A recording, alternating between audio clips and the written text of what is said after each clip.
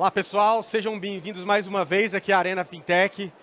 O primeiro papo que a gente vai ter agora com o painel é falar sobre os momentos de inovação, dos programas de inovação dos bancos. A gente teve nos últimos anos, aí posso dizer que nos últimos 8 anos, se eu não estou errado aí, né, Freitas, pelos movimentos de vocês, os primeiros passos dos bancos em relação a criar interações com o ecossistema de inovação, desenvolver seus programas, cada um acabou fazendo de uma forma e cada um acabou criando a sua própria identidade junto a startups, fintechs e players aí do ecossistema, correlatos ao ecossistema de inovação. A ideia aqui é trocar um pouco dessa experiência. Eu estou aqui com o Fred Pompeu, que é do BTG, eu estou aqui com o meu amigo do Cubo, Paulo Costa, estou com o Portela lá do BB, e estou com o Freitas do Bradesco, que a gente vai poder falar. E vai ter um momento de interação no final de perguntas, então pensem bem aí nas perguntas que vocês querem fazer para esses caras que estão, de fato, fazendo a roda girar e aproximando as instituições financeiras desse mercado. Então, para começar, queria primeiro uma apresentação de cada um de vocês, começando aqui pelo Pompeu. Pompeu, conta um pouco aí sobre você, um pouco da carreira sua aí, da história lá dentro do BTG, para cada um te conhecer melhor aqui. Primeiro, estão me escutando? Tá bem? Tranquilo. Beleza. Primeiro, obrigado pelo convite, Bruno. Cara, um prazer estar aqui com esses feras aqui no painel. Febraban tá linda, então, pô, um belíssimo trabalho da turma aí mais uma vez. Prazer a todo mundo, eu sou o Frederico Pompeu, a turma me chama de Fred Pompeu. Eu sou sócio do BTG Pactual, responsável pelo Boost Lab, que é o hub de negócios do BTG para empresas de tecnologia. Mas eu comecei como sales, comecei no back-office, como maior parte do banco, quer dizer, já foi a maior parte no passado, agora o banco está bem grande, mas como começávamos no passado, a maior parte entrava no back-office. Depois eu virei sales de clientes institucionais. A institucional é tudo que não é uma pessoa física, nem uma empresa.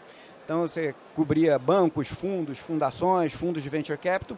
Aí comecei a cobrir fintechs para crédito, moedas, derivativos e renda fixa. E aí comecei a ver que aquelas fintechs, as empresas que no passado, você pega uma Gerdau da vida, demorou 130 anos da sua fundação até abrir capital em bolsa, você pegava uma Stone, um Nubank, em 6 anos elas surgiam do nada e já abriam capital, ou se tornavam muito relevantes no ramo que ela fazia. E comecei a provocar meus sócios na linha de falar, cara, temos que ficar perto desses empreendedores desde o início, para a gente dar um boost nele, por isso o Boost Lab, tá próximo deles desde o início, apoiando, suportando e ajudando, que é para quando ele vier a fazer um movimento lá na frente de um IPO, de um M&A, alguma operação mais estruturada, a gente ser o banco que estava ajudando ele desde o início. E aí a gente montou o Boost Lab em 2018 e depois a gente conta mais um pouco do que a gente fez. De bola, ótimo. Obrigadão aí, Fred, pelo overview. Paulo Costa, vamos lá, meu caro. Conta um pouquinho aí sobre você, essa jornada aí dentro do... Recém-chegado agora à instituição. 70 dias aí. Boa tarde, obrigado pelo convite, Brunão, mais uma vez. Eu sou o Paulo Costa, sou CEO do Cubo há 70 dias. Mas eu tenho uma história de bastante conexão com o Cubo desde o seu lançamento, lá em 2015. Eu era diretor de inovação da Accenture. E a Accenture foi a primeira empresa a patrocinar o Cubo como corporação. E eu era um dos empreendedores que era consultor da Accenture, né? Eu comecei como empreendedor digital em Belo Horizonte, lá entre 2000 e 2010, né? Da promoção um pouquinho da idade. Minha startup foi investida pela Wayra, que foi o primeiro programa de inovação corporativa que chegou, de aceleração mesmo, lá em 2011 ao Brasil. Comecei como empreendedor ali. Em 2015 fiz o primeiro grande movimento de carreira. Fui para a Accenture, fiquei 6 meses como consultor de inovação, mas sem o Cubo ainda, né? E aí em 2015 eu tive o privilégio de ser o executivo que tocava a operação da Accenture dentro do Cubo. Fiquei lá por 5 anos, liderando essa parte de inovação aberta da companhia, como que a gente descobria as principais startups do mercado e olhava para as startups com olhar para os problemas dos clientes da Accenture, né? O Cubo sempre fazia sentido para a gente, porque tinha uma curadoria, né? Eu acho que quem conhece a história do Cubo, que ele começa em 2015 para preencheram um dos pontos que não existiam no Brasil, que era de densidade, né? Então a gente tinha acesso a capital fragmentado, talentos fragmentados, a cultura empreendedora também fragmentada, e isso tudo não se encontrava. E o Cubo chega para criar esse momento de densidade. Começou com 30, 40 startups, hoje nós somos 400 startups, mais de 50 grandes empresas que apoiam o Cubo. Fiquei lá até 2020 como diretor da Accenture, fui para Faria Lima para ser parte do time de gestão de fundos de investimento. E aí agora, há 70 dias atrás, foram me resgatar lá no Dark Side, lá, e me trouxeram pro Bright Side. Tá vendo? Boa, boa. Vai contar um pouco mais disso daqui a pouco pra gente. Potela, conta aí um pouquinho. Tá bom. Boa tarde a todos. Agradecer o convite aí também, Bruno. Obrigado. Dizer que estava com muita saudade, né, da gente voltar para um evento desse com o Febrabantec e o primeiro dia tá matando essa saudade. Muito bom estar aqui. Acho que diferente dos meus colegas aqui, a minha história é mais técnica. Eu sou de TI, eu sou desenvolvedor de TI, a minha carreira no banco, eu tenho 22 anos de Banco do Brasil e a minha carreira foi como desenvolvedor de TI. Então, assim, o primeiro contato que eu posso falar que eu tive com inovação foi no projeto ali, eu trabalhava com o projeto de GED, né, de Gerenciamento Eletrônico de Documentos. Em 2010, 2011, a gente fez a compensação por imagem. Né? E eu fui um dos protagonistas, uma das pessoas que trabalharam muito dentro da Febraban para criar esse ecossistema de troca. E naquela época, digitalização de cheques, né, o processo de digitalização era o que existia de muito de inovação, né, o que a gente chama de inovação, existia muito ali. Então, eu posso dizer que a minha carreira, assim, o meu contato com inovação foi de dentro para fora. Foi as demandas de TI que aconteceram dentro da Adtech. E talvez por eu sempre gostar muito disso e ser muito técnico, gostar de entregar software, acho que a carreira me trouxe para esse contato. Hoje eu sou executivo de uma gerência dentro da diretoria de tecnologia e a gente trabalha o nosso programa de inovação ali a 4 mãos com uma outra diretoria que é a DINED, que é a diretoria de negócios digitais. Então o nosso programa de inovação está muito associado com transformação digital e com negócios digitais, né, com transformação das pessoas em negócios digitais. E aí estamos aí, então, para contar um pouquinho dessa nossa jornada e como o Banco do Brasil se estruturou e vem se estruturando nesse processo aí. Maravilha. Freitas, conta aí um pouquinho para a gente. Vamos lá, então. Bom, rapidinho, pessoal. Então, hoje, eu sou o Freitas, sou o diretor de inovação do banco. A minha história começa lá atrás, trabalhando como consultor do Banco Mundial, junto ao IPEA. Estava até conversando aqui com o Cássio. Morei um tempo em Brasília para poder estruturar e entender políticas públicas ligadas à inovação.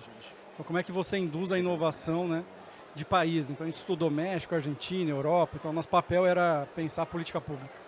E aí fui convidado para trabalhar no banco em 2008, aproximadamente, no departamento econômico.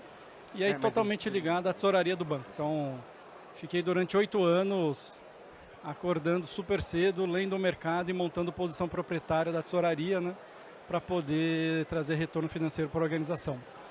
E lá em 2014, 2015, ainda no departamento econômico, super rápido, tá, pessoal? O Trabuco recebeu um convite da Endeavor e falou, vem falar aqui no nosso encontro anual sobre o que o banco está fazendo para as startups. Isso lá em 2014. Aí o Trabuco, faltando uma semana, falou, não estou fazendo nada para startup, eu nem sei o que é startup. E aí pediu para o departamento econômico, dá uma estudada nisso aqui e vê o que dá para fazer, como é que o banco interage com isso, né? E aí surge o programa InovaBrá. Então, dentro do departamento econômico, a gente estuda um pouco o que estava acontecendo, é um pouco do que o Fred contou, né? Foi quando caiu a ficha de que a inovação estava acontecendo em todos os lugares, que a disrupção tecnológica estava colocando, né, sobre uma perspectiva de que os incumbentes estavam sendo desafiados e de que a inovação não daria mais para os grandes bancos vir somente das grandes empresas de tecnologia. E aí surge, né, o programa InovaBrá. Eu sou transferido para o departamento de inovação lá em 2016, né, e hoje estou como diretor de inovação. E a gente, ao longo desse tempo, veio criando diversos veículos de inovação, entre eles o Habitat, o nosso fundo de Venture Capital, uma estrutura de P&D, um laboratório em Alphaville para fazer frente à concorrência. Então, esse é um pouco a história aí. Bom, brigadão aí, pessoal, pelas apresentações. É bom para a gente ter um pouco de contexto e entender como vocês chegaram até aqui e fazer o pano de fundo para a gente começar com a primeira pergunta. A primeira pergunta é uma pergunta geral para a gente ver para onde a gente vai, entendendo como esse processo de evolução tem se dado dentro de cada instituição. Como eu falei no começo do painel, né, gente, cada instituição financeira acabou criando uma abordagem diferente junto às startups. Então a gente tem desde aquelas que trabalharam hackathons, né, trabalharam laboratórios de inovação, a gente tem hubs de inovação, como é o caso do Cubo InovaBrá, né, diferentes estratégias, e cada um conseguiu encontrar uma identidade e um espaço próprio dentro do ecossistema de inovação, sendo percebido de uma forma peculiar, específica, né? Quais foram as principais dificuldades e aprendizados que vocês tiraram nesse processo de forma geral? Eu tenho certeza que tem muita interação, é muita tentativa e erro de forma geral, mas eu queria ouvir, começando aqui com Freitas, que, enfim, dentre os bancos, a gente sabe que o Bradesco começou lá pelos idos de 14, né? Mas quais foram aí os aprendizados que você entende aí? Eu vou passar essa pergunta para cada um, tá? Não, acho que primeiro é assim, né, de que o entendimento de que a inovação é um trabalho de todos. Então, acho que vocês estão aí ou em startups ou grande empresa, para mim esse é o primeiro grande mantra, né? Não existe salvador da pátria, não existe um grupo de pessoas iluminadas que vão olhar para uma empresa, tamanho do Bradesco, aqui dos colegas iguais, né? Uma empresa de 90 mil funcionários, né? Divulgou agora o resultado, 7 bilhões de resultado no trimestre, não vão ser 100 pessoas que vão salvar essa organização olhando para o futuro. Então, inovação é um trabalho de todos, esse é o primeiro obstáculo, né? Como colocar uma cultura de inovação que vai do CEO ao estagiário, em todas as holdings, em todas as empresas da organização. Então, esse é um dos grandes desafios e que a gente continua aqui arduamente lutando, né? Acho que um segundo grande desafio é como organizar, qual é a visão de futuro que a gente quer para a organização. E isso tem que ir descendo em todas as camadas, do conselho do banco, do CEO, descendo para o executivo, diretores. O Bradesco é uma holding de quase 30 empresas.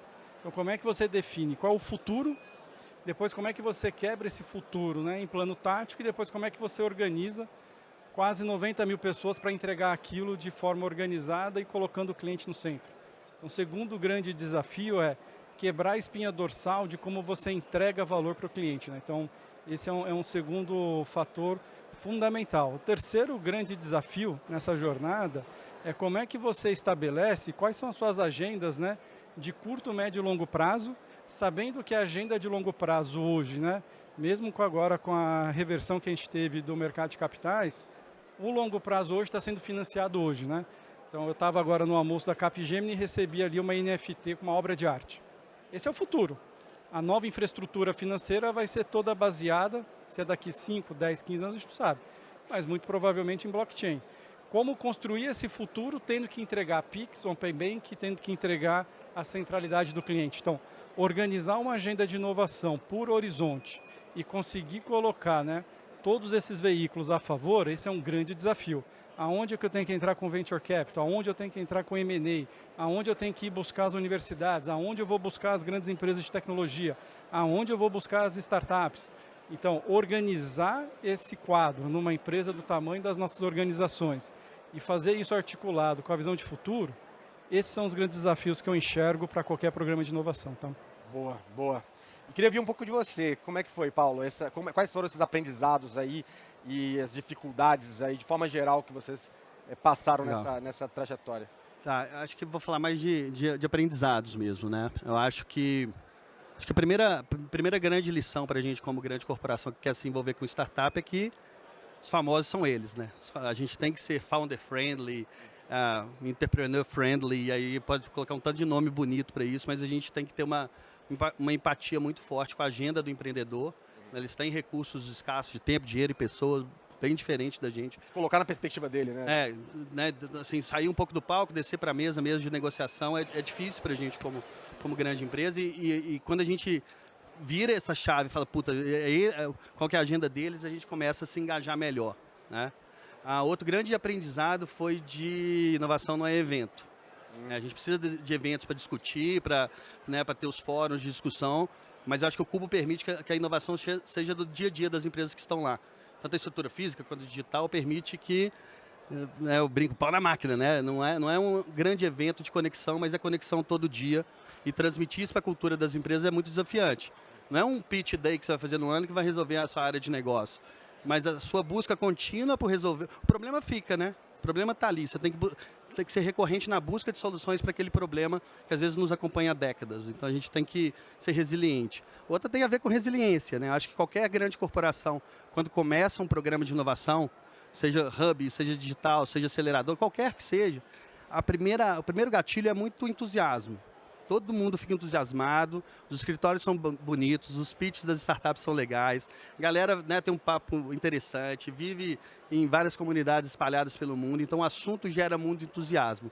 Mas o que a gente vê que traz resultado de fato para as grandes corporações, junto com as startups, é um pouco da tenacidade nessa relação.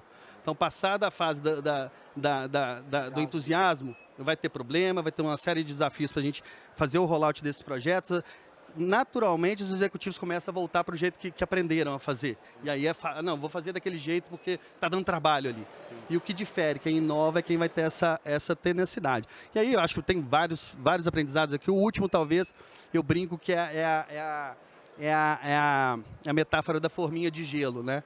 A gente está lá na casa está numa balada, na casa de algum amigo, alguma coisa, a gente vai lá, pega um drink, vai no freezer, coloca um gelo, né? Toma o drink. Vai a segunda vez, pega o gelo, coloca no copo e toma o segundo. Se a gente não encher essa forminha de gelo recorrentemente, a gente vai chegar lá no freezer e não vai ter gelo para a gente tomar nosso drink. E é essa mentalidade que a gente aprendeu vamos fazer 7 anos de Cuba aí. A gente tem que ajudar a alimentar a comunidade a ser cíclico, né? E não linear. Vamos, daqui, vamos ficar consumindo essas soluções e ver até onde que dá para a gente inovar para a nossa corporação. A gente tem que ter a mentalidade de encher essa forminha de gelo sempre, para a gente sempre ter gelo na forminha ali. Excelente, muito, muito bacana. Portela, me conta aí também como é que você vê de desafios aí. Eu acho que o Freitas falou aqui, eu concordo demais com ele. Acho que um dos grandes desafios que a gente tem é a gente falar de pessoas. Então, assim, a inovação, ela não é centralizada. Hoje eu tenho um entendimento muito grande que é importante você ter um time, você ter um programa de inovação centralizando, mas que ele vem como plataforma, né? Ele vem como um indutor, ele vem como uma energia que induz a inovação acontecendo dentro dos times, né? Então, como que você cria uma mentalidade inovadora em cada um dos 95 mil funcionários que a gente tem dentro da nossa instituição, né?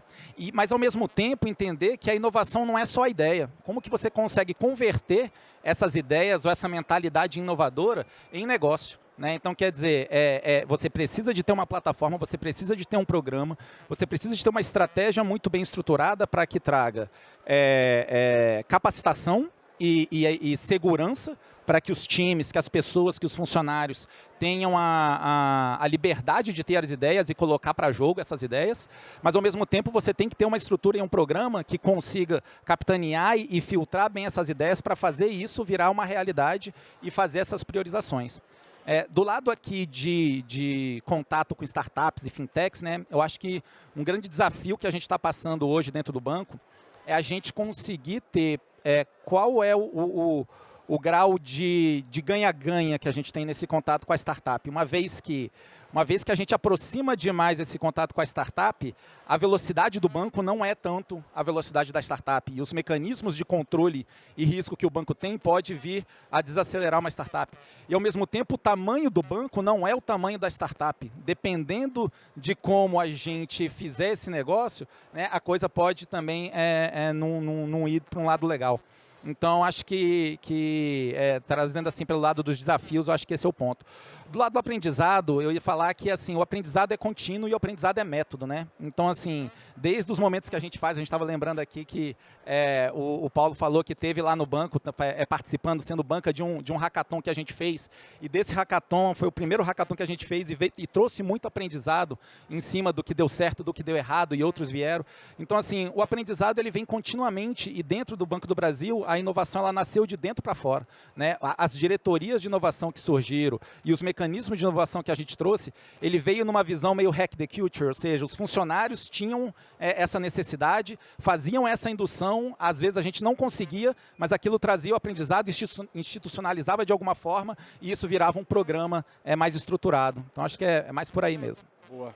E Fred, conta pra gente aí um pouco desses aprendizados e enfim, essa jornada aí que vocês colheram aí ao longo desses anos.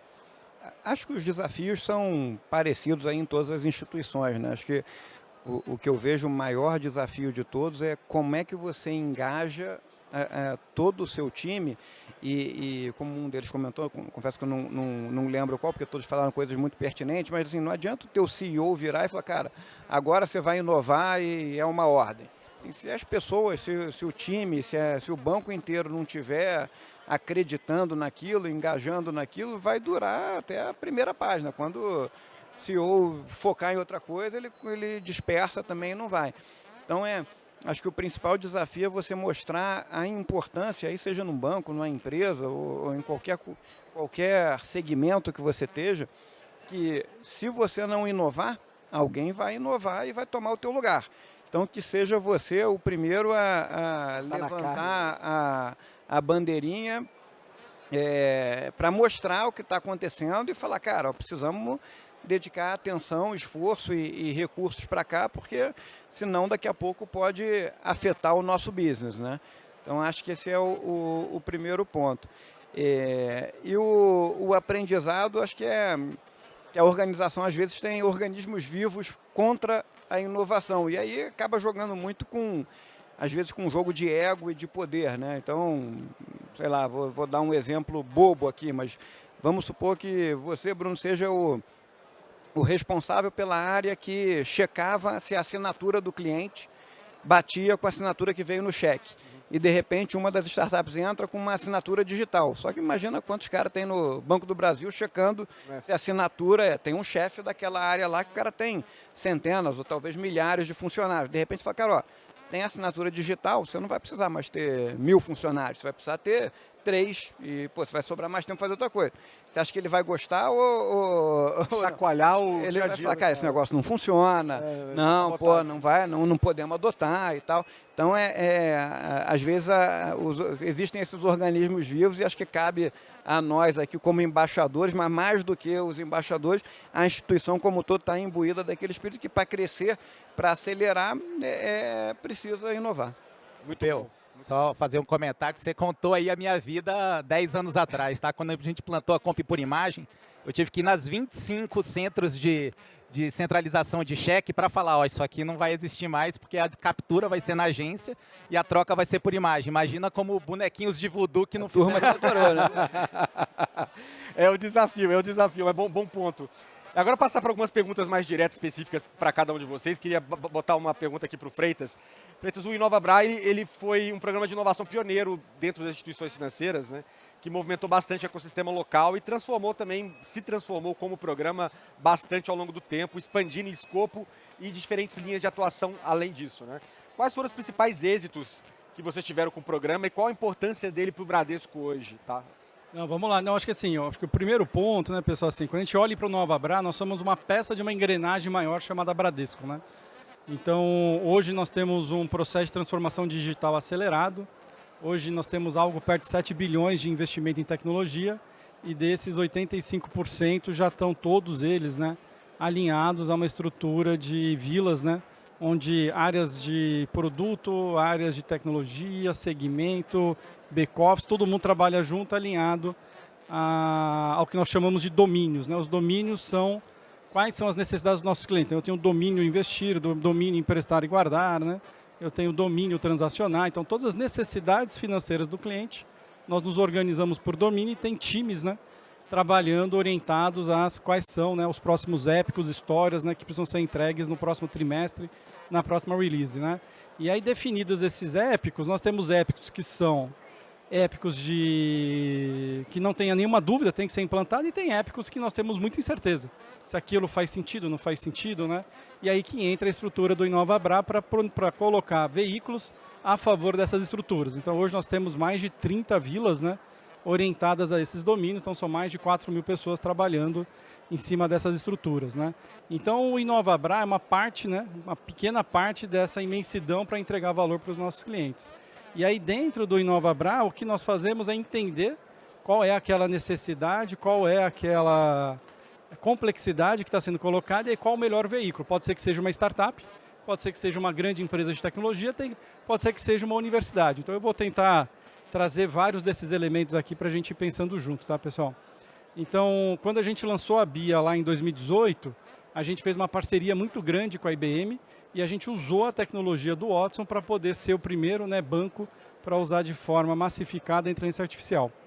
Hoje nós temos um time de P&D, junto com a USP, são mais de 40 professores da USP e mais de 20 profissionais do nosso time de P&D, todos eles com mestrado e doutorado em inteligência artificial, criando o próprio motor, né, de NLP da organização para que a gente possa, né, não substituir o Watson, mas a gente colocar o Watson para fazer coisas mais ligadas à recomendação e toda a parte transacional a gente conseguir fazer com os motores proprietários. Então tem um time dedicado com a USP resolvendo esse problema do nosso cliente. Nós temos também com startups, nós temos o InovaBra Habitat, que é o prédio na Angélica. Convido todos vocês, tá, pessoal, para irem lá. E lá nós temos, né, fisicamente 220 startups e nós temos parcerias com o Brasil inteiro. Então, hoje, o ecossistema InovaBra Habitat gira em torno de 5.000 startups. E lá o que nós fazemos? Nós trazemos os desafios das áreas de negócio da organização para as startups resolverem. Então, um dos desafios que nós fizemos recentemente era uma questão super importante. O nosso cliente tinha um problema, tinha que ligar na central telefônica. E o custo da central é muito alto. Então, como é que a gente resolve o problema do cliente, que é conseguir se servir ao mesmo tempo que a gente precisa melhorar a nossa eficiência? Então, encontramos uma startup no Habitat que tinha essa solução.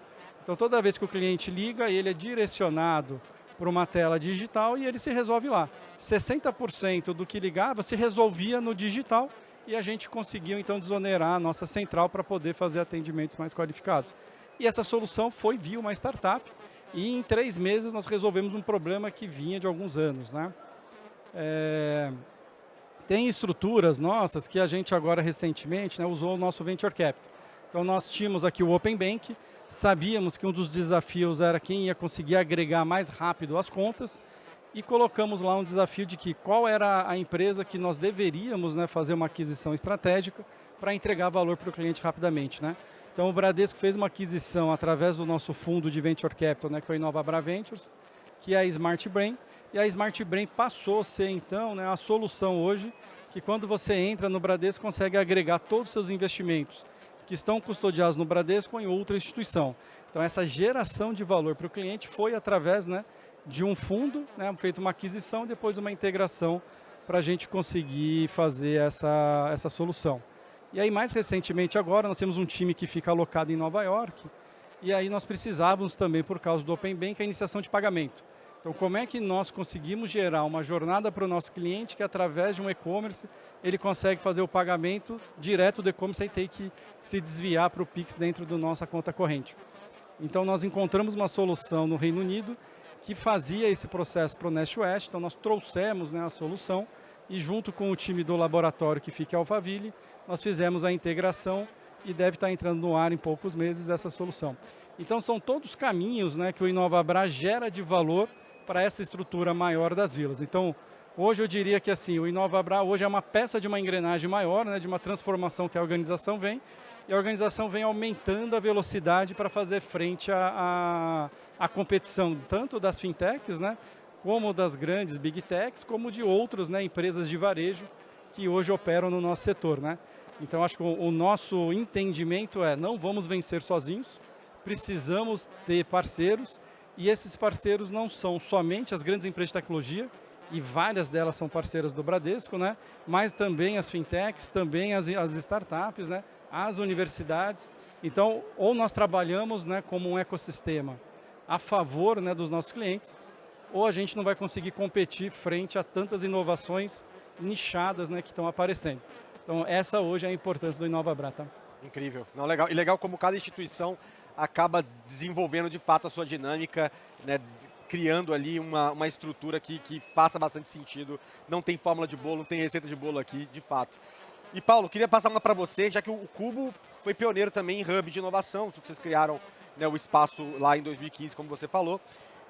E lá no começo você estava pela Accenture, né, você já foi residente e hoje você está na outra ponta como CEO.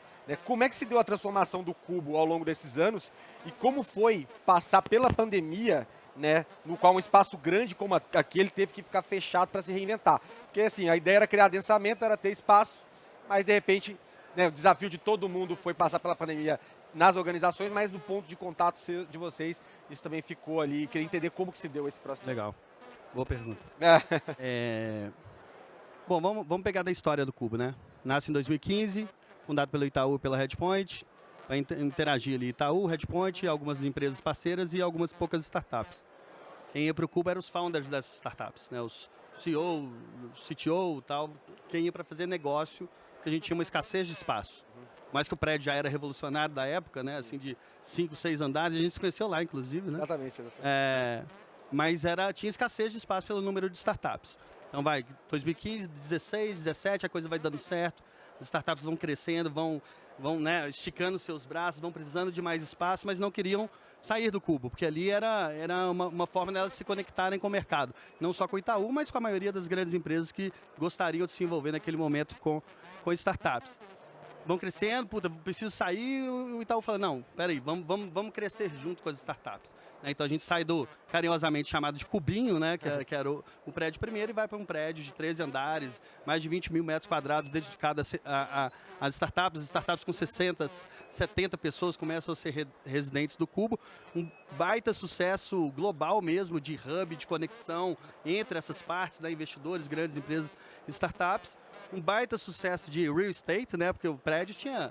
Eu lembro um alarme de um exercício de incêndio que nós fizemos, saiu 1.250 pessoas do prédio juntas ali no centro da Vila Olímpia, todo mundo empreendedor, empresas, né, startups e grandes empresas se envolvendo. Puta, vem a pandemia e assim como a maioria de nós aqui toma uma voadora no peito, né? Puta, principalmente em ambientes físicos, densidades físicas, e com certeza o Itaú reflete, puta, o que eu vou fazer com isso aí, né, cara? É um gigante nisso aí. E aí eu acho que os bastidores, a gente pode ter outros fóruns para falar disso, mas o Cubo... Né, aí segue o compromisso quase que centenário da instituição Itaú no país, falando, puta, vamos agora botar a pé no acelerador e a gente cria uma plataforma digital, né? Hoje o Cubo é omnicanal, 24/7, qualquer lugar do planeta, as startups vão se conectar. Né? Se pré-pandemia a gente tinha lá 135 startups, chegando a 150 ali em março de 2020, hoje nós somos quase 400 startups. 384 para ser mais exato, mas que não é uma startup de lista, são startups de curadoria, que a gente vai lá, tem um board semanal que vai, a partir de um filtro, a gente vai analisar aquelas startups que entram para fazer parte da nossa comunidade. E o que a gente está percebendo? Qual que é o aprendizado por causa da pandemia? O Cubo começa a voltar a ser frequentado e povoado pelas pessoas que querem fazer conexões. E se pré-pandemia eu virei um ambiente de trabalho, né? Eu tinha lá os founders das startups, mas eu tinha galera de call center, eu tinha galera que fazia a venda, né? Success, Customer Success, enfim, tinha phone booths lá do Cubo que alguém chegava 8 horas da manhã, quase que colocava o porta-retrato, saía 8 horas da noite, né? Transformando num ambiente de trabalho mesmo. Era um puta sucesso, a gente olhava aquilo com muito carinho. A pandemia, de novo, provocou. O que a gente vê hoje? Eu continuo tendo startups de 50, 60, agora tem startups de 200, 300, mas eles não querem mais 200 lugares para essas startups. Pelo contrário, eles querem espaços físicos, não cadeira, cara crachá, mas eles querem um ambiente que eles vão se relacionar com seus principais clientes, eles vão fazer um onboarding dos seus novos talentos que eles estão trazendo. Então, volta a ser um ambiente de pura conexão, porque para te tirar de casa hoje, tem que ter um motivo. E esse motivo está ali, porque é plataforma, né? Eu tenho grandes empresas de um lado, startups do outro, querendo se encontrar. Eu sou o dispositivo que faz essa roda toda girar desse flywheel nosso aí de conexões. Então eu estou empolgadão, porque o ambiente, tem a plataforma digital que o pau está quebrando lá dentro, mas o ambiente físico está... Quem está batendo lá é quem está afim de se conectar e não quem está afim de chegar, trabalhar e ir embora. Isso pra gente é muito interessante que o híbrido está dando certo pra gente, né? Se adaptou, né? É igual uma vez que você falou comigo que o pessoal meio que marca um horário para ir, o founder, alguns dias, ele vai, faz as conexões, ficou muito mais straightforward, porque como você falou, é difícil tirar alguém de casa, né? Então. Assim, acho que o nosso principal desafio, o modelo 100% físico, eu tenho X de esforço para as conexões acontecerem. O modelo X é 100% digital, eu tenho X%. O Zoom, um invite, no ambiente híbrido, eu tenho 2x de esforço para fazer essas conexões acontecerem. Se o meu core business é conexões como é o core business do Cubo, 3, 4 vezes o meu esforço para criar essas conexões. Por isso que a gente tem time 100% dedicado para fazer com que isso aconteça. Então, o legado da pandemia para a gente é positivo. Infelizmente, a gente falar positividade com pandemia, mas o nosso modelo de negócio era de sucesso, foi provocado pela pandemia e agora parece que ele entra numa nova trilha de sucesso por causa dessa novo ambiente de conexão que a gente está vivendo. Você vê, isso aqui está lotado hoje porque as pessoas querem se ver, se falar, ouvir, né? Então isso acho que a gente não vai deixar de lado não, mas vai ter que ter um bom motivo para a gente se mover. Sem dúvida. Muito bom, obrigado. E Cássio, passando para você agora, né? O BB também já teve vários movimentos, inclusive lá fora com o LabBB, que foi um laboratório no Vale do Silício, né? Vocês tiveram um programa Red na época com a Startup Farm como parceiro, né? E recentemente o Lentes BB e também uma frente de Corporate Venture Capital, né? Queria que como se deu essa escalada dentro da instituição, né? E o amadurecimento dessa abordagem de vocês. Tá bom, legal. Só complementando, acho que assim, quando a gente começou a pandemia, a gente falava assim, a gente não pode sair do mesmo jeito, né? Então saímos pessoas melhores dela e as nossas instituições também, né? Com certeza. Como eu falei, assim, a gente o nosso relacionamento com as startups e com esse ecossistema de inovação, ele não acontece através de um hub, propriamente dito, né? Então, ele aconteceu muito de dentro para fora. A gente teve um time que a gente criou e que começou a induzir o que seria esse processo de experimentação interno, muito dentro da diretoria de tecnologia. Ele se expandiu para essa diretoria de negócios que trouxe para uma visão mais corporativa. E aí a ideia de quem estava ali na época falou assim, pô, vamos aprender com quem está fazendo isso na maestria, né? Então vamos ocupar 1 metro quadrado lá no Vale do Silício.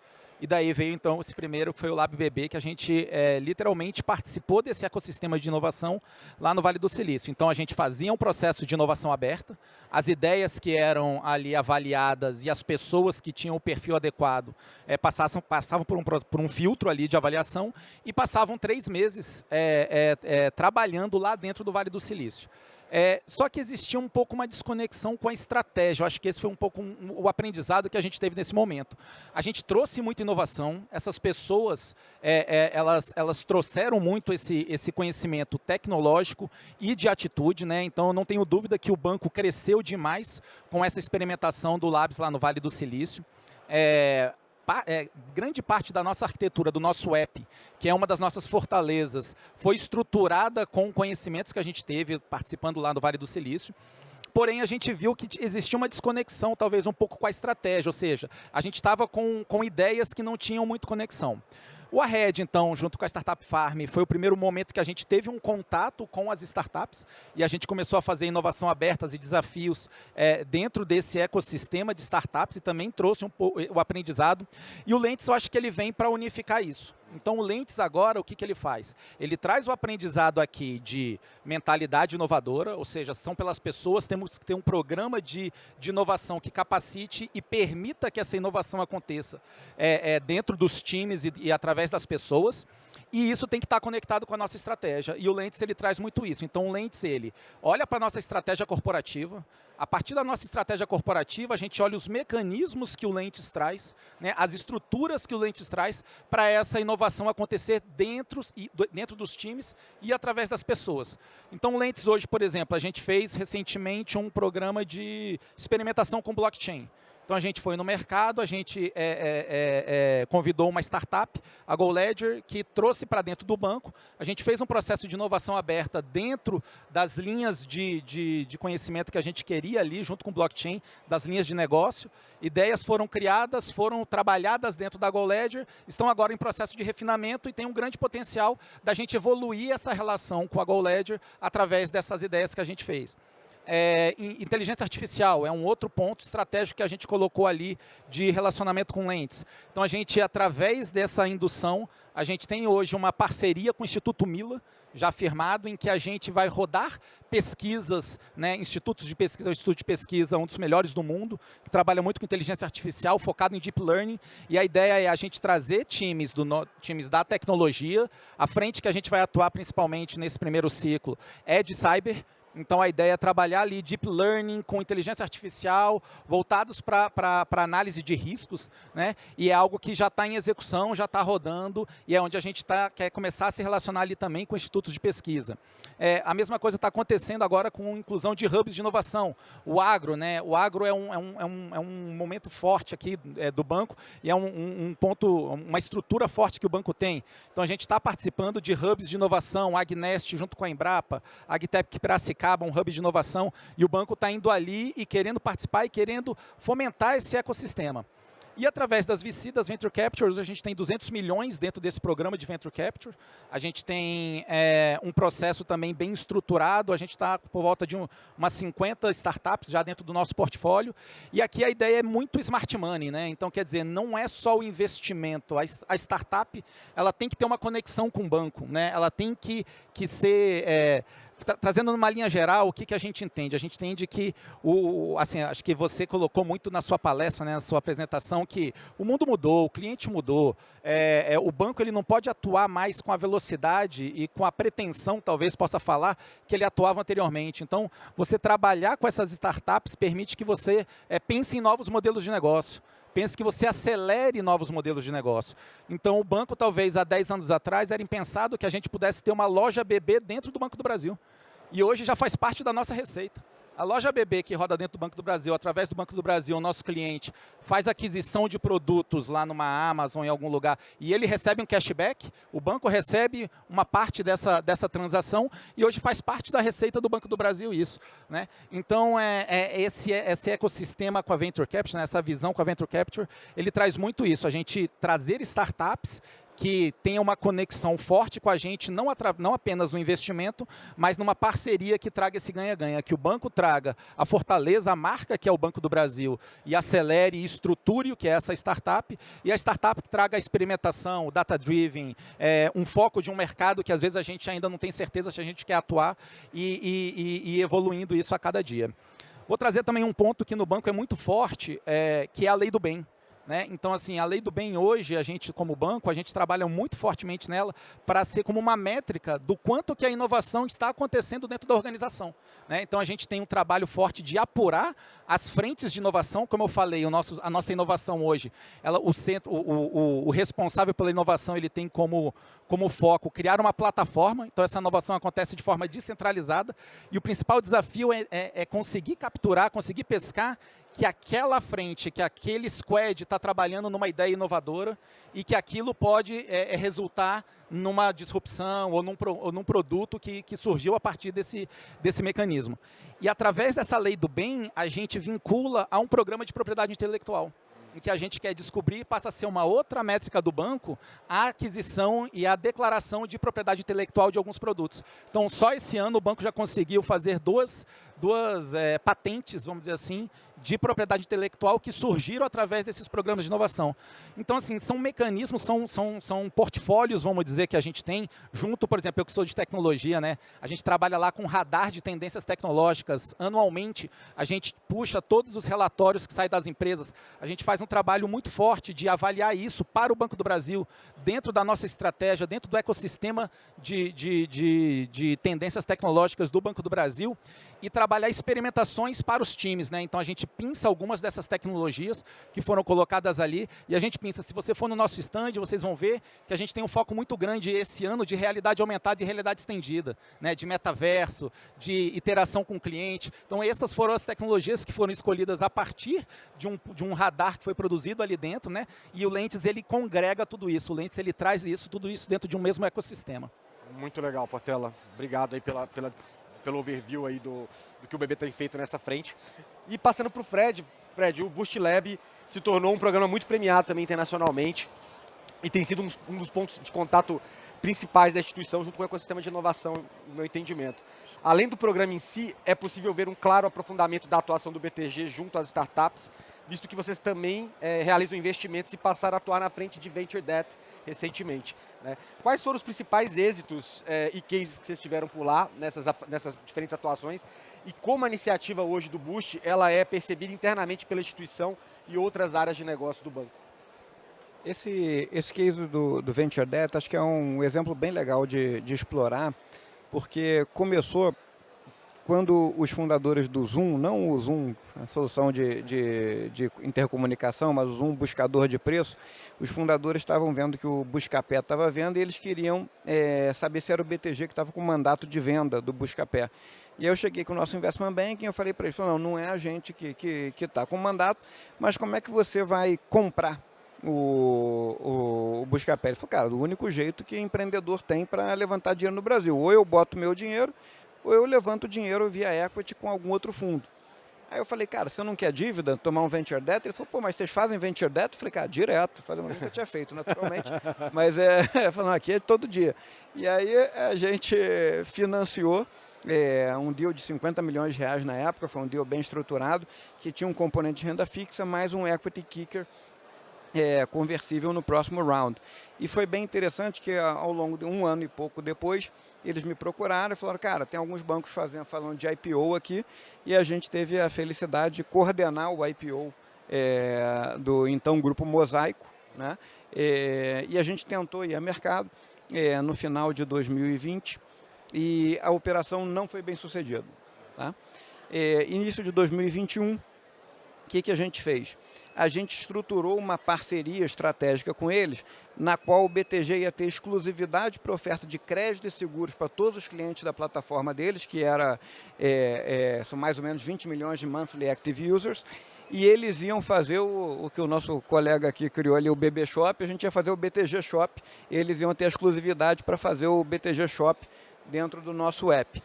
E a gente converteu o nosso kicker em equity, fomos âncoras do IPO. O IPO foi super bem sucedido. No primeiro dia do IPO, a ação subiu praticamente 90%. Ao longo dos próximos... Eu virei board member da empresa, então virei conselheiro da empresa, e aí foi investimento através do nosso Corporate Venture Capital. Ao longo dos meses, a gente começou a ver que tinha muita simbiose, assim como o BB fez, e acho que os outros players fizeram. O próprio Inter tem um Intershop fazendo, que você consegue dar features como cashback, você consegue aumentar o engajamento do cliente. A gente começou a ver que tinha muita relação com o nosso cliente, principalmente com os clientes do Banco Pan. E aí o Banco Pan fez uma oferta e comprou 100% da Mosaico. Hoje ela é deslistada, eu não sou mais board member porque a gente deslistou a empresa. Os sócios da Mosaico são executivos aí do Banco Pan, mas acho que mostra muito bem essa história de como uma operação de dívida se transformou em equity, fizemos o IPO, integramos com o grupo e depois convertemos, que é uma história legal do ciclo de capital e que ilustra não só o nosso Corporate Venture Capital, que a gente investe em equity na empresa, mas também o Venture Debt, que é um braço que vem ganhando bastante tração, principalmente que os empreendedores têm evitado down rounds. É uma forma de você estender o runway das empresas sem ele precisar fazer um round e esperar o ambiente ficar um pouco mais tranquilo para fazer um novo processo de fundraising. Mas pau para toda obra, né? Então foram várias vertentes aí oportunísticas que foram acontecendo e que no final do dia acaba fortalecendo o relacionamento de vocês com o ecossistema de startups também, né? Bacana. Pessoal, tem espaço para uma pergunta. Quem quiser levanta a mão que a gente leva o microfone. Fique aí à vontade caso alguém tenha pergunta. Se não tem, eu tenho mais uma aqui. Pode mandar aqui.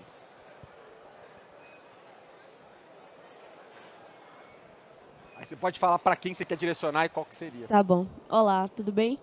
Eu sou a Tice, sou CEO da Ari. Recentemente, a gente passou por um M&A com o Bradesco, inclusive. E eu participei do Bush Lab, numa outra startup que eu tive já, que foi o ZigPay, né? Foi uma das primeiras. Acho que foi o primeiro ou o segundo. Tem tempo. E aí, nesses dois, qual que é a minha pergunta? Porque todos os desafios que quando vocês foram perguntados sobre desafios, o desafio que eu vi em comum é justamente a interação entre a instituição e a startup, né? E aqui eu estou falando do lado da startup, que está adentrando no ecossistema, né, enorme, como é o caso do ecossistema do Bradesco, através do Next. E entender, de fato, né, como é que essa atuação da startup é vista pela organização, né? E vocês, do lado de vocês, sabem exatamente como conduzir as coisas para que as coisas andem numa organização, né? Então, cases que vocês tenham para dividir de realmente como foi que a startup conseguiu acompanhar, né, ali as necessidades da instituição de vocês. Então, cada um aí tem a inovação, está vislumbrando algumas coisas, só que geralmente as startups elas não querem atender só a instituição, elas querem atender também ao mercado, né? Então, tem aí o caso de ser 100% comprada, né, como foi o caso ali deles, não é o nosso caso, por exemplo, a gente recebeu um investimento, mas não foi 100% ainda. Então, a gente continua prestando serviço para o mercado e também para o ecossistema do Bradesco, né, por exemplo. Então, como que vocês veem esse desafio das startups que vocês atraem, né, por exemplo, e se tem algum case aí que vocês possam dividir, porque é um momento de vida que a gente está agora, principalmente aí com o Freitas, tá? Obrigado. Em função do tempo, eu jogo para o Freitas e para os dois aqui, que já teve nos dois ecossistemas. Não, super rápido. Qual que é o seu nome? Desculpa, perdão. Disse. Eu tentei um caso super legal, tá, Disse, que até foi essa semana, acabou de fazer a IPO na Nasdaq, que é a Semantics. Então, a Semantics, nós entramos no capital social dela em 2017, 2018. Então, lá, essa operação eu participei, junto com o pessoal do Inova Ventures. Então, o Inova Ventures hoje é um fundo de 2 bi, e nós já investimos algo perto de 850 milhões em 19 deals, tá?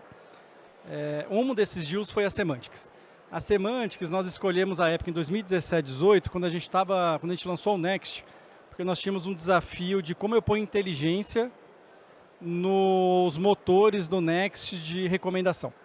E aí a gente estava buscando algumas startups que poderiam acelerar o Next. E aí daí a gente fez algo parecido aqui com o que o Cássio comentou, nós fizemos um desafio ao mercado, fizemos uma triagem para ver as melhores startups, isso eu acho que é um ponto super importante, tá, pessoal? Geralmente, grande empresa, pelo menos o Bradesco, com certeza, nós trabalhamos com startups que elas sejam maduras. Maduras significa um board que seja bom, o C-level da equipe que seja competente, que já tenha cicatrizes.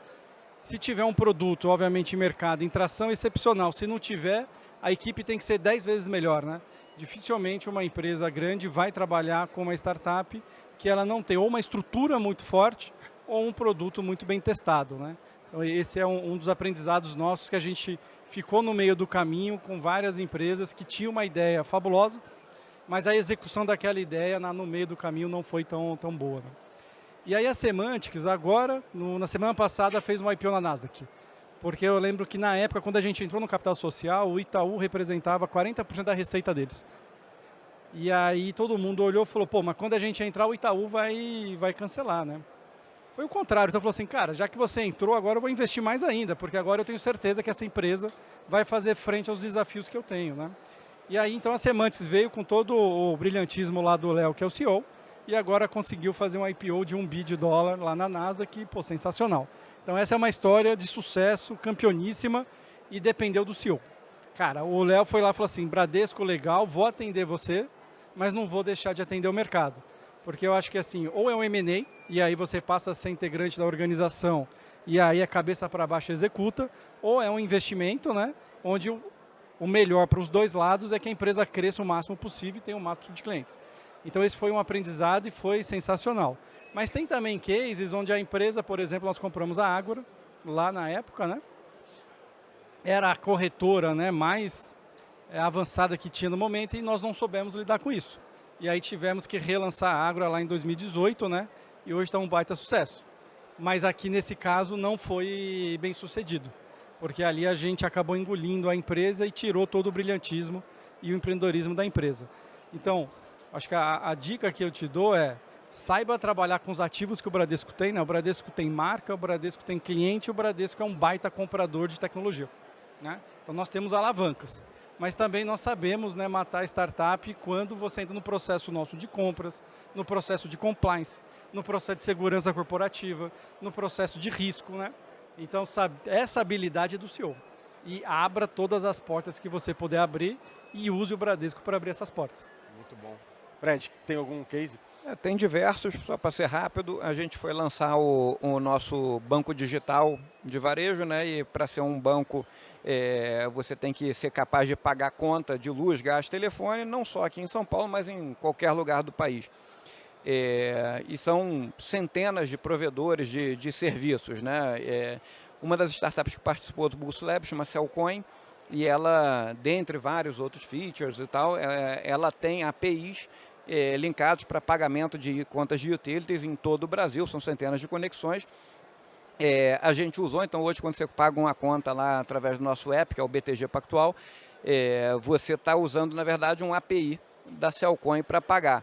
A gente investiu, quando ela investiu em 2020, ano passado ela fez um round 5 vezes o valuation do que a gente tinha investido, e a gente tem cerca de 10% da empresa, tá? E ela tem 160 bancos e fintechs em seu cap table, e eu quero que ela tenha 1.000, não quero que ela tenha 160, porque eu não quero que ela seja uma área do BTG. A gente quer e tem convicção de que para ela crescer e para ela fazer o IPO na Nasdaq, aí, igual a Semantics, se preferencialmente na B3, prestigiando o mercado local, a gente quer que ela tenha o máximo de clientes possível e a gente está suportando o empreendedor e todo o time de executivos para isso. Muito bom.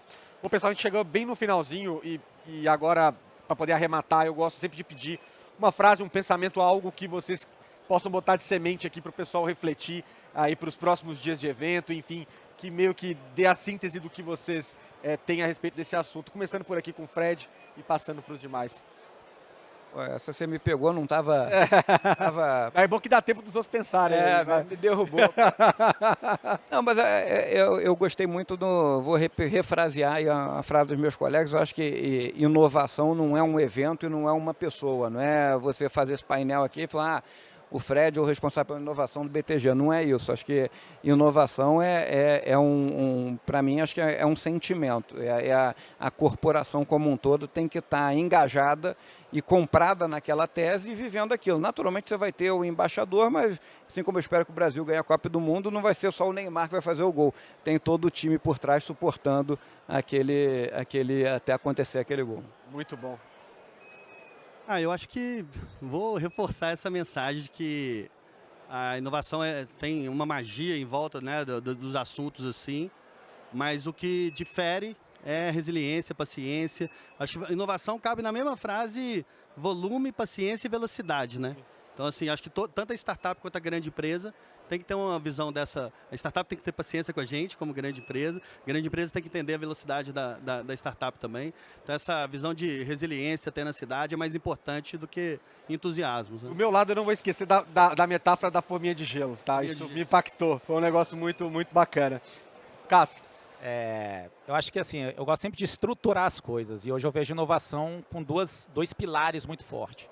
Pessoas, né? Então mentalidade inovadora e como fazer isso, ambiente seguro, agilidade dentro dos squads, né? Com autonomia para que ali consiga existir esse ambiente. E aí fazendo uma referência, acho que esse foi talvez um dos grandes aprendizados que a gente teve lá no Vale do Silício. A gente achava que o Vale do Silício era aquilo por ter tecnologias, né, por ter trabalhar muito isso, mas não é. As pessoas são apaixonadas pelo que elas fazem. Então, como que você cria um ambiente em que o amor, o propósito pelo que você faz esteja acima do dia a dia? Mas é business, é negócio, tem que ter método, tem que ter estrutura, tem que ter resultado, tem que financiar os próximos, né? Então, acho que essas duas frentes bem capitaneadas, com uma estratégia que escalhe as duas, eu acho que é o segredo para um bom programa de inovação. Boa. Freitas. Bom, acho que assim, quando eu estava um dia trabalhando, aí pela manhã a gente estava discutindo sobre tecnologias emergentes, aquelas coisas bem sexy, né? De puta, NFT, vamos revolucionar o mundo. Aí o pessoal falou, porra, é do caralho trabalhar em inovação, porra, foda. Não sei. Aí à tarde a gente foi defender um projeto para ser aprovado, né? Aí a gente foi lá no C-Level, putz, isso aqui eu não sei se vai dar certo, não está aprovado, não, é não para o dinheiro. Aí falou, porra, que bosta trabalhar em inovação, né? Eu acho que esse é o sentimento que eu fico para a inovação, né? Ao mesmo tempo que ele te leva a uma excitação máxima, ele te joga lá embaixo a hora que você tem que, no fim do dia, né, gerar valor para as pessoas. Porque a inovação, que não seja algo novo e que não foi executado e que não gerou impacto na sociedade, não é inovação, é qualquer outra coisa menos inovação. Então a inovação, no fim do dia, ela tem que gerar algum valor. E um valor para uma quantidade de pessoas que sejam relevantes, né? Então eu fico muito isso na minha cabeça, assim, como é que eu penso em algo que eu gere valor para a sociedade, né? Ou gere valor para os stakeholders que ali eu estou presente. Então isso para mim fica muito latente e essa é uma busca incessante de todos nós aqui, né? Que trabalhamos com isso. E um outro ponto que eu acho importante deixar é a inovação quando começa, a princípio, se é inovação, você está tentando romper algo, seja um modelo de negócio, seja uma nova forma que seja mais eficiente, seja construir algo para o mercado novo. E dificilmente as pessoas vão entender no primeiro momento aquilo que você está construindo. E se você não for capaz, né, de convencer um time a trabalhar a seu favor, conseguir construir um storytelling favorável, desenvolver um modelo de negócio e ter um convencimento, seja dentro de uma grande empresa para ter financiamento do seu projeto, seja numa startup convencer os venture capitals ou investimento seed a entrar, dificilmente você vai conseguir fazer o primeiro ponto, que é impactar, né? Então, geralmente nós trabalhamos num nível de incerteza muito alto para que quando o negócio tiver para valer, todo mundo já entendeu que aquilo é do caramba e vai para frente, né? Então, resiliência, na minha visão, é a palavra para qualquer um que queira trabalhar com inovação, tá, pessoal? Maravilha, encerramos muito bem, agradeço a presença de todos vocês e de vocês aqui nesse painel. Agora às 5 horas a gente vai ter um outro papo sobre Banking as a Service das instituições financeiras. Recomendo vocês ficarem aí, quem tiver interesse, para essa próxima sessão. E mais uma vez a salva de palmas aqui para o pessoal. Fazer uma selfie aqui, pessoal. Fazer uma fotinha. Tirar isso aqui.